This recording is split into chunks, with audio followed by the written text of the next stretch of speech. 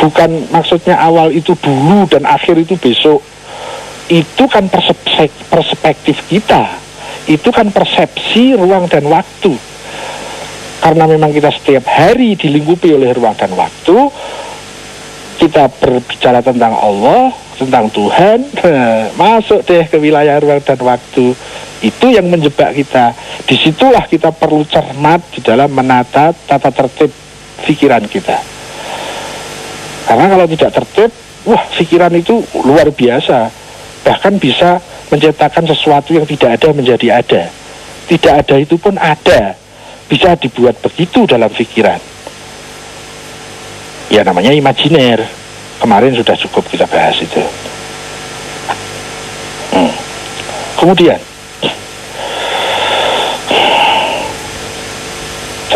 tentang awal akhir cukup. Tetap masih pada muqaddimah yang sama. Bersemayam di atas ars. Apa ini? Yang pasti bersemayam jangan difahami dengan bahasa ruang dan waktu. Begitu bersemayam itu difahami dengan ruang dan waktu, pasti image kita salah, pasti persepsi kita salah. Pasti menurut saya.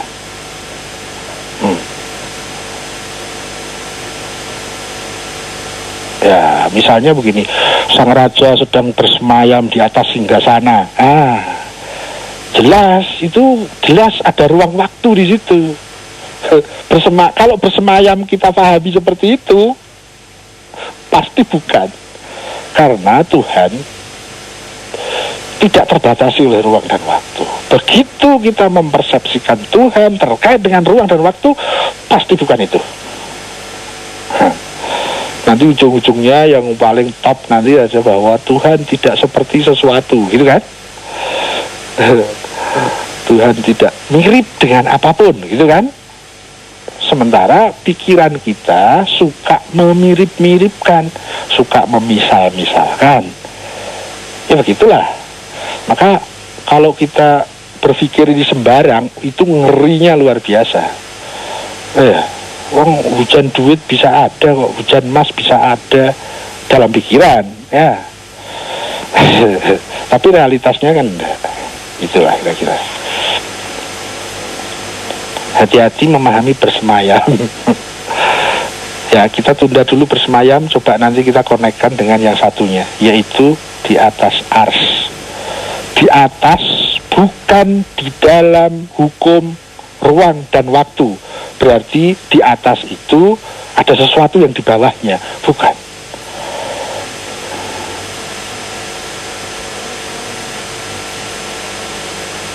Kemudian ars. Saya dulu diajari, ars itu adanya di langit tertinggi misalnya.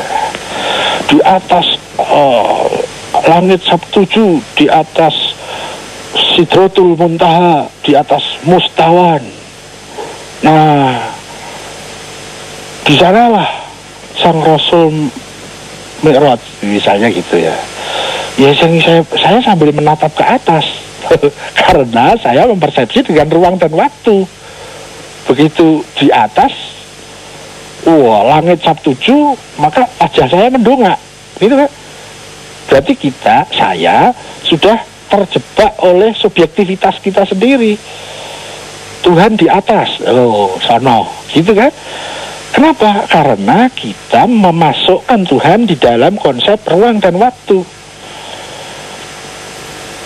Ya, sepanjang ilmu saya, sepanjang yang saya pahami, pasti itu salah. Ya, salah sepanjang ilmu saya loh ya. Kalau ilmu orang lain tidak tahu saya, karena saya tidak mewakili pihak manapun, tidak mewakili siapapun.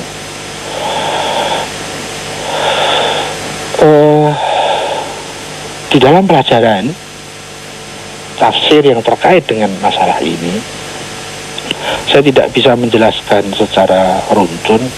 Saya akan langsung memberikan sebuah gambaran globalnya saja. Dikaitkan nanti oleh sang penafsir yang mampu saya tangkap, ya. Bisa jadi daya tangkap saya salah.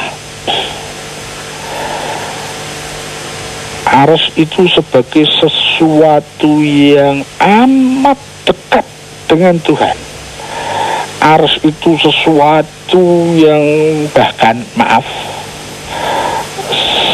saya punya kalimat hanya untuk memudahkan pemahaman saya, yaitu sebagai pusat kendali kepengaturan Dia terhadap makhluknya dengan segala skala keadilannya. Jadi ars itu sesuatu yang dahsyat ya.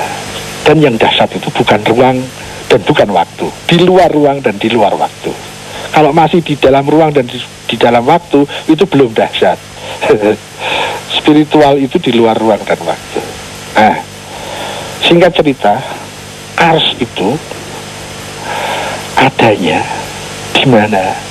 Di mana juga ini kalimat nesbi ya, bukan verbal, jadi jangan dimaknakan sebagaimana istilah yang kita pakai sehari-hari. Ars itu adanya di mana?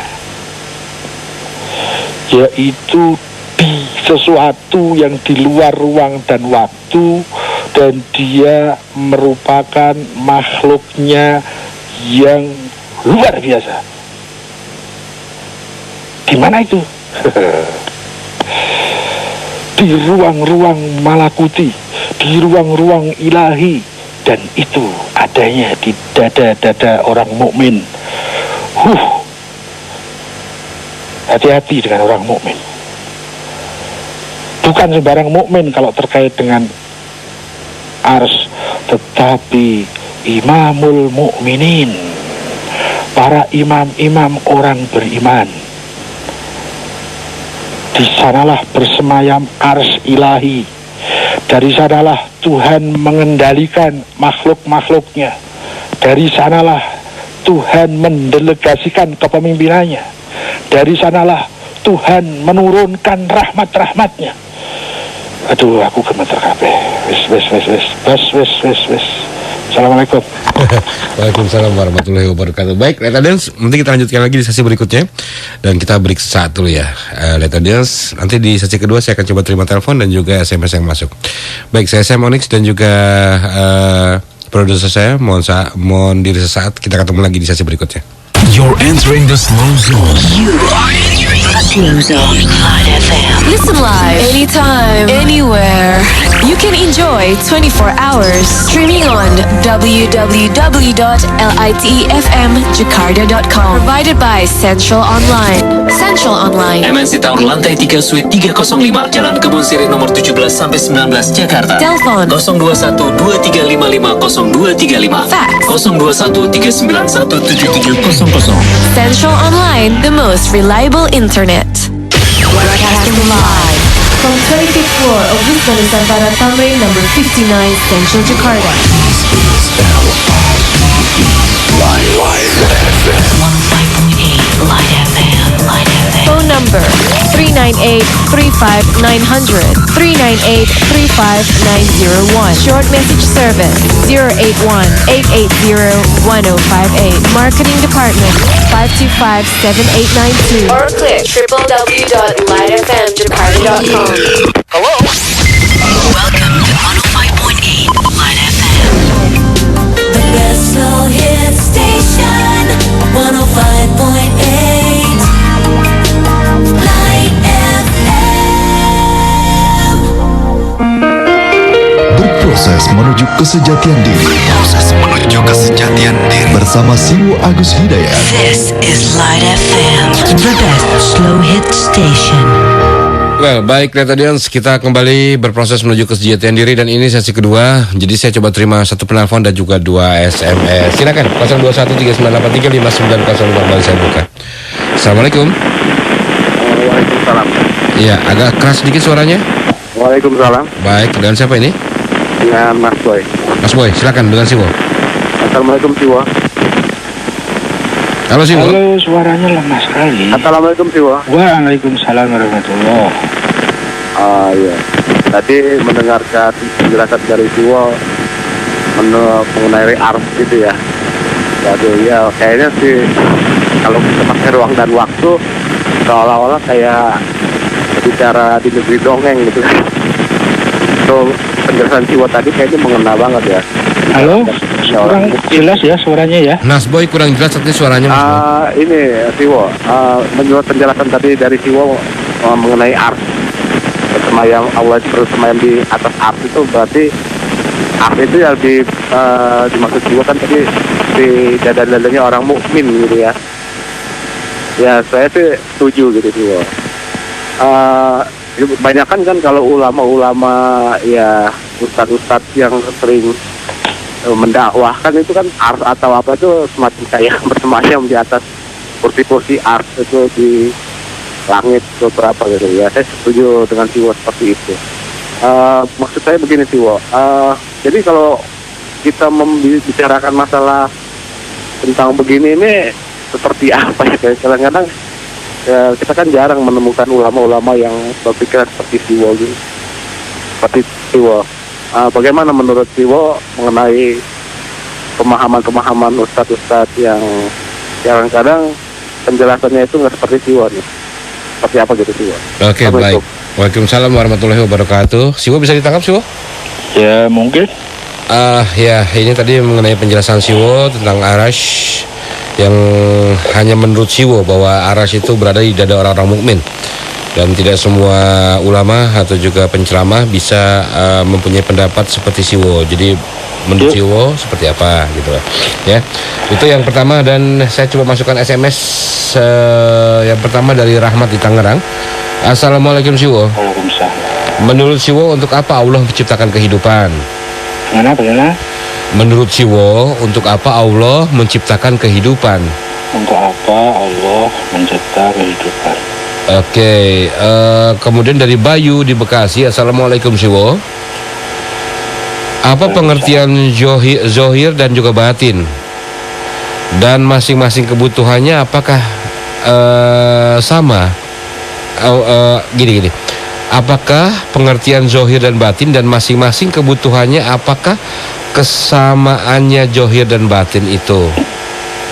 Seperti dunia dan akhirat. Bisa ditangkap Siwo ya? Ya? Bisa ditangkap ya? Yang kedua? Ya semampu saya lah. Ya, monggo Siwo. Ya berarti ada 3, 1 penelpon, 2 SMS. Iya, betul.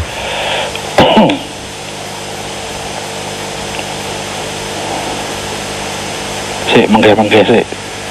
Tahu menggeh-menggeh enggak? Apa ya? Nafas dulu, tarik nafas. Iya, napas panjang dulu. Nafas panjang. Mantap ya. Ngerti saya kalau yang itu Siwo. Ini pertanyaannya hebat-hebat kabeh. Itu baru pertanyaannya, belum tanggung jawab sing jawab itu loh. Hebat bener ya. Yang men-sharingkannya. Tanggung jawabnya piye gitu ya. Monggo Siwo bertanggung jawab. Iya. Boleh acara itu tutup nih kita. Mulai ngawur.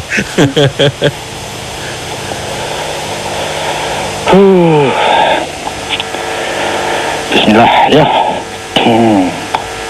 Dari pertama tadi Mas Boy terkait dengan ARS, beliau setuju. Ya itu urusan panjenengan, setuju mau tidak setuju kan panjenengan sendiri yang harus bertanggung jawab toh. Jadi menerima atau menolak itu juga yang bertanggung jawab panjenengan sendiri. Saya tidak punya target apa-apa, tidak punya target agar diterima atau agar ditolak, tidak.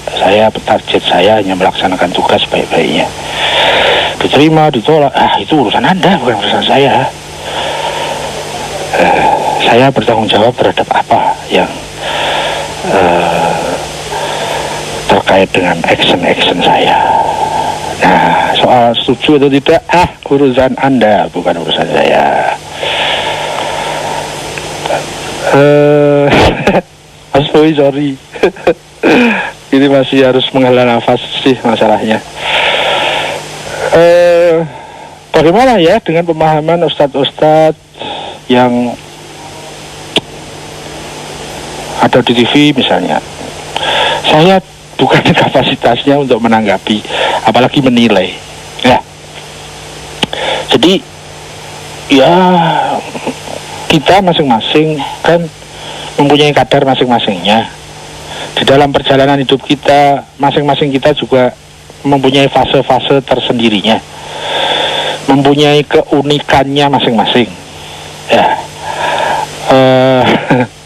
jadi ya kalau misalnya saya punya pemahaman yang mungkin tidak sama dengan orang lain, logis kan, wajar kok. Ya, boleh deh kita membandingkan, tapi jangan membandingkan orangnya. Bandingkanlah argumentasinya, bandingkanlah hujah dan ilatnya, bandingkanlah dalil-dalilnya, bandingkanlah prosesnya. Ya, dalam masalah sharing itu berarti proses berpikir, proses berargumentasi. Ya, jangan terjebak sekedar oleh orangnya, kecuali kalau orang itu ada jaminan oh bahwa dia itu orang yang maksum misalnya. Jaminan itu harus jaminan dari atas dan jaminannya spiritual. Tapi kalau seseorang, apalagi saya, yang masih dalam wilayah relatif, maka jangan lihat orangnya. Kalau kita sharing, lihatlah argumentasinya, jangan lihat orangnya. Bisa jadi di dalam sharing itu argumentasinya bagus, argumentasinya tertib, argumentasinya kuat, tapi belum tentu orangnya sebagus ilmunya. Tidak ada jaminan orang yang ilmunya bagus maka pribadinya pasti bagus. Tidak. Betul bahwa ilmu yang bagus itu sarana untuk pribadinya bagus kalau pribadinya mengikuti kebenaran yang difahami oleh ilmunya. Tapi kan kita tahu kan, pada diri kita juga ada loh buktinya. Kita sudah tahu kebenaran tapi pribadi kita belum mau, gitu kan? Ya, jadi yang cukup penting bagi saya adalah terjadinya perbedaan pemahaman, terjadinya perbedaan pendapat, itu sangat logis, sangat wajar. Dan begitulah sebuah keniscayaan. Dan itu tidak bisa dihilangkan. Kenapa? Karena kadar diri kita masing-masing berbeda. Kecuali kalau kadar kita semua itu kemudian menjadi satu pos, satu halte yang sama semua, nah ya tidak akan terjadi perbedaan pendapat. Tapi sepanjang saya berproses sampai di sini, sampean berproses sampai di situ, yang lain lagi berproses sampai di sono dan seterusnya, maka pasti perbedaan pemahaman itu ada. Dan itu sebuah keniscayaan, itu sebuah kewajaran, itu sebuah yang lumrah. Maka kita harus bisa mentoleransi perbedaan pendapat. Ya, soal kita membanding boleh dong, karena kita mempunyai kewajiban untuk memilih, maka kita perlu membanding. Tapi membanding juga harus tertib, jangan dibandingkan orangnya, bandingkan argumentasinya. Kenapa? Karena ini tentang ilmu. Ya, kecuali kalau mau membandingkan pribadi, nah nanti alat ukurnya beda dan tidak bisa sekedar dengan sharing. Kalau membandingkan pribadi, sharing itu kan hanya masalah keilmuan, masalah persepsi, masalah teori. Kalau mau membanding pendapat, ya harus dengan argumen, jangan dengan orang ini siapa atau orang itu siapa, gitu ya. Ya itulah kira-kira. Dan mumpung masih ingat,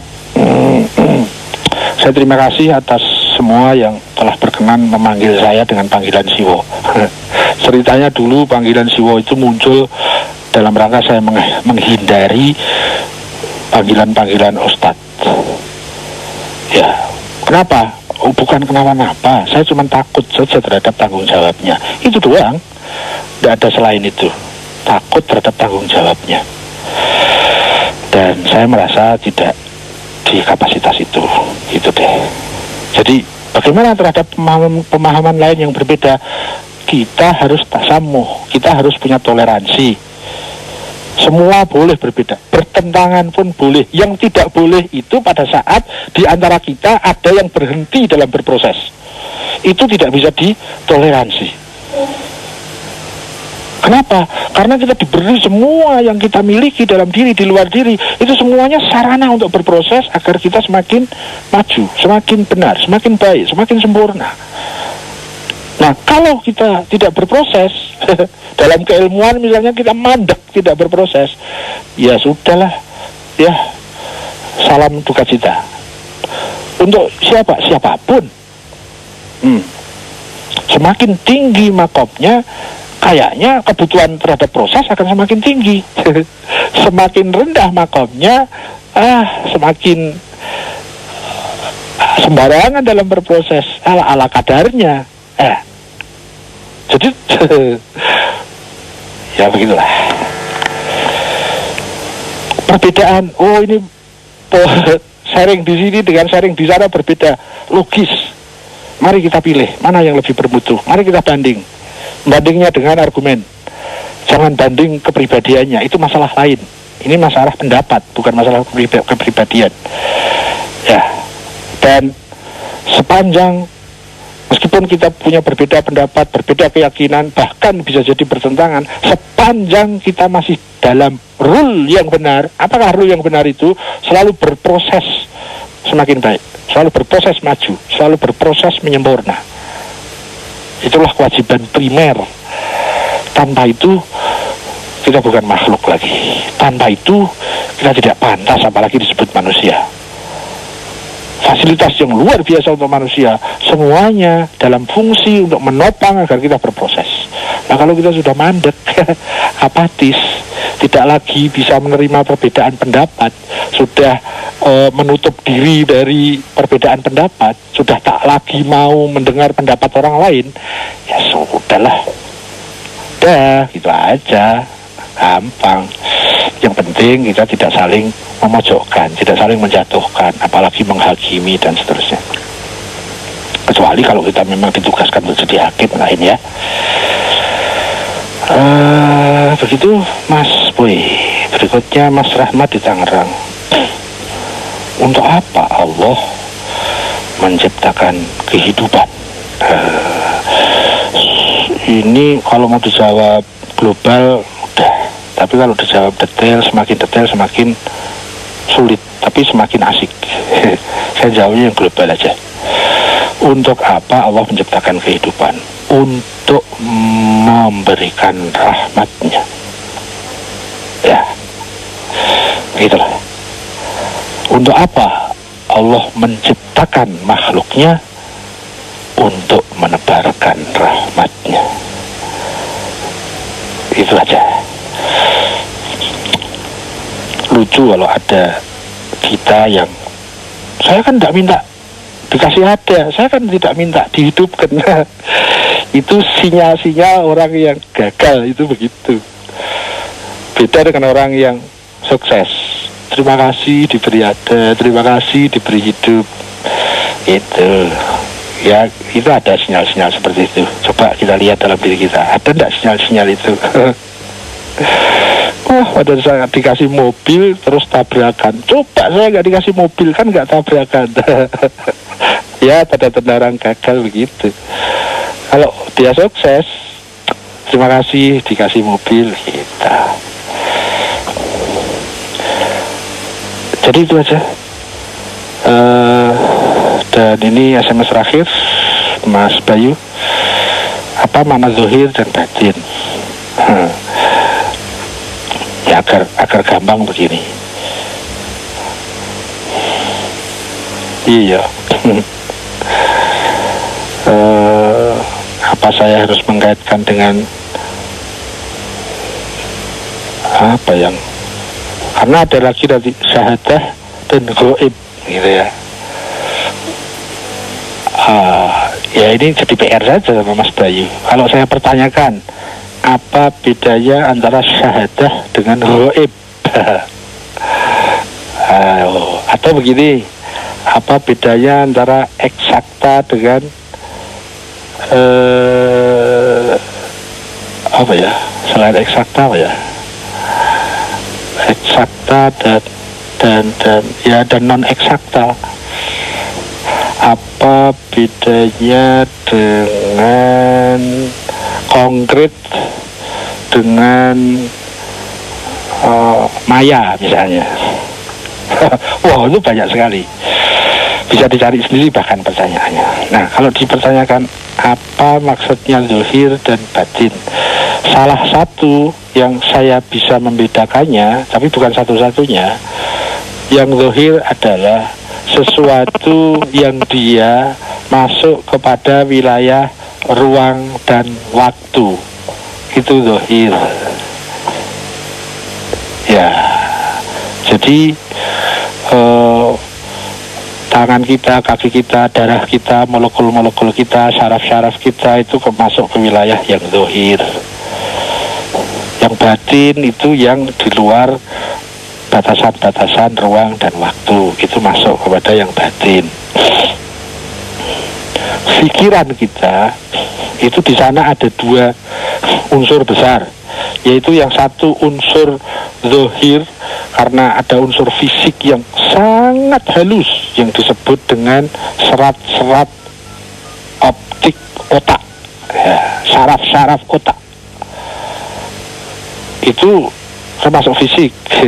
Tetapi di sana ada power dari daerah yang non fisik, daerah yang batin. Powernya apa? Powernya ada dua, yaitu nafas dan nurani. Nah, itu berpadu maka terjadi yang disebut berpikir. Jadi berpikir itu ada bagian zahirnya, ada bagian batinnya. Maka pikiran itu bisa juga menyentuh hal-hal yang batin, meskipun hanya dalam batas-batas tertentunya. Rasional, filosofis itu mampu menyentuh pada hal-hal yang di luar ruang dan waktu pada batas-batas tertentunya. Tidak seluruhnya. Karena begitu masuk kepada kedalaman batinnya, kedalaman spiritual, rasional nggak mampu lagi. Tapi di daerah-daerah di luar wilayah batin, alat yang paling canggih ya rasional, pikiran. Ya begitu. Saya kadang membuat istilah hanya dalam rangka agar memudahkan saya. Pikiran itu merupakan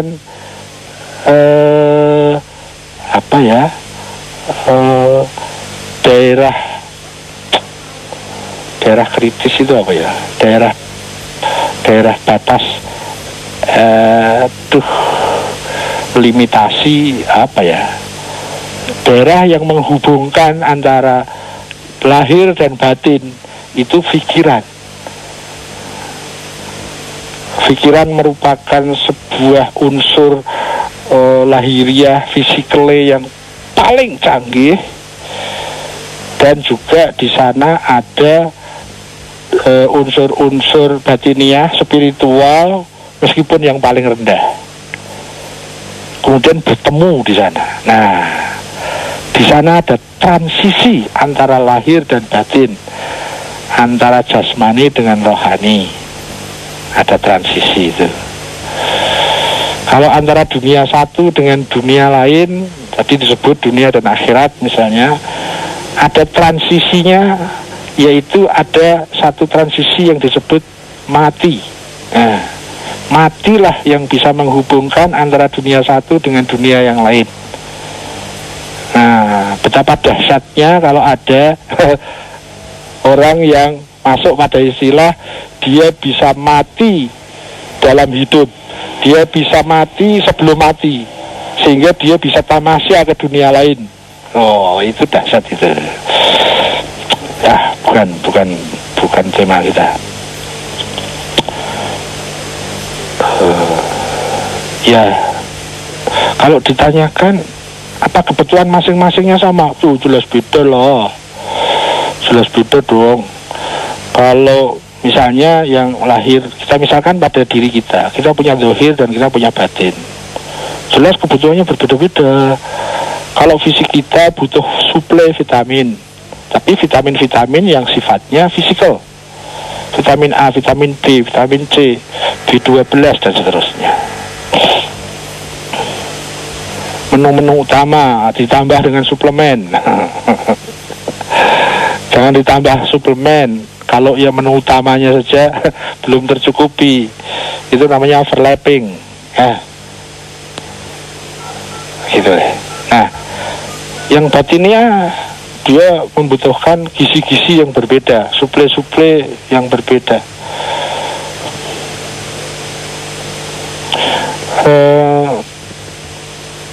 Kalau kita sebut kebutuhan kesehatan, kita lebih sering cenderung mengkaitkan hanya dengan fisik, sehingga terjadilah formula 4 sehat 5 sempurna misalnya. Itu kebutuhan fisik. Nah, kebutuhan batin belum tercakup itu 4 sehat 5 sempurna itu. Kebutuhan primer batin terkait dengan asupan gizi adalah halal. Itu kebutuhan primer. Butuh asupan batiniah terkait dengan kesehatan ya, halal. Setiap kita makan makanan yang halal, maka dari situ vitamin-vitamin batiniah masuk. Selama kita makan yang haram, maka racun-racun batiniah masuk. Kita kan nggak mau kan memasukkan racun. Ya, kesadaran kita jelas kalau itu terhadap hal yang lahiriah, yang fisik. Tetapi untuk menumbuhkan kesadaran yang batiniah itu lebih sulit.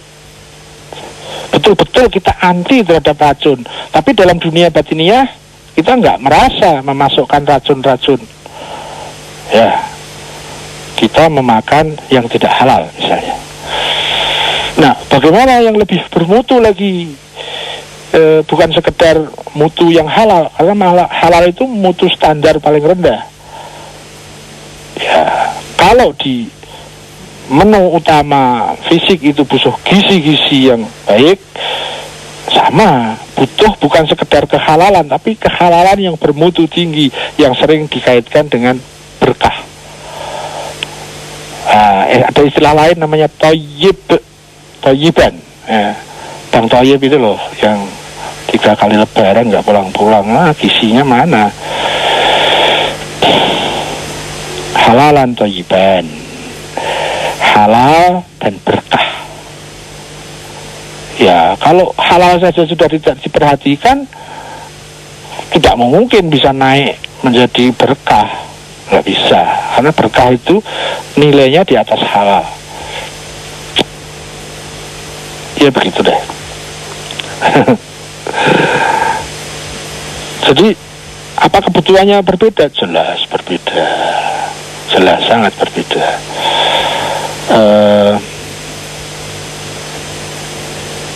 Kesamaan masing-masingnya apa? Kesamaannya kedua-duanya butuh berproses. Kedua-duanya ya banyak ya. Masing-masing butuh terhadap hukum-hukum atas dirinya, masing-masing butuh kadar-kadar sesuai dirinya, masing-masing. Itu kesamaannya. Ada kebutuhan primer yang sama, apa? Yaitu berproses dan menfungsikan dirinya sebagaimana mestinya. Tapi kemudian kita yang harus memanage itu. Kita karena kita diberi kemerdekaan, kita diberi free will untuk itu. Itu deh yang saya bisa sharingkan. Dan bos, waktu ini bos. Tinggal 1 menit lagi sih, Wo. Halo? Tinggal 1 menit lagi. 1 menit. Ya udah 1 menit bonus. Ya. Monggo. Apa nanti setel lagu? Boleh. Laguku orang tahu setel tau. Yang mana tuh? Itu lagunya Mas Gigi itu. Oh, setiap hari tak puter sih, Wo. Di acara ini biasanya diputer. Iya. Antara aku puter biasanya. Mas Arman. Yo. Arman Maulana. Iya, siap. Itu dulu teman-teman semua. Terima kasih. Mohon maaf. Semoga kita dipersaudarakan dalam penghambaan. Amin. kepada Tuhan. Mohon pamit. Wes ya bro. Monggo bro. Assalamualaikum warahmatullahi wabarakatuh. Waalaikumsalam warahmatullahi wabarakatuh. Terima kasih Siwa Agus Hidayat dan Light Audience. Dengan demikian berakhir sudah acara berproses menuju kesejatian diri untuk edisi hari ini, hari Kamis tanggal 3 November 2011. Dan insya Allah minggu depan di jam dan waktu yang sama kita akan kembali sharing bersama Siwa Agus Hidayat. Saya Sam Onyx dan juga produser saya Jack Plam mohon diri. Sekali lagi saya ucapkan terima kasih. Nanti kita ketemu lagi ya dalam Night Request. Dan Light Audience, dari Mutiara Hikmah dikatakan bahwa manusia akan merasakan kedamaian dalam hidup jika tujuan hidupnya mencari keridhaan Allah, bukan untuk memburu duniawi.